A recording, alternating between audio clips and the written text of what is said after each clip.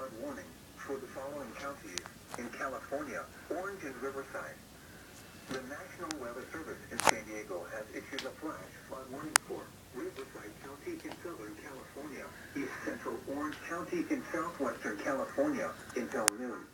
At 9:05 a.m., Doppler radar indicated heavy rain moving into the Holy Burn Scar.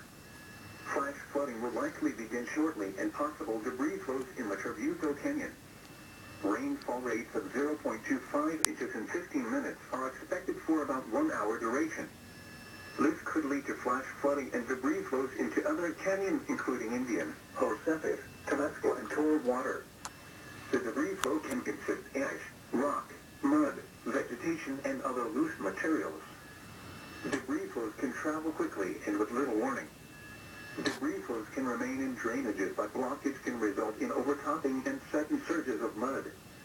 Hourly rainfall should exceed 0.50-inch rates across the steep headwaters of the Holy Scar. Some locations that will likely experience flooding include Western Lake Elsinore, Tabasco Valley, and Ortega Highway 74. And how we like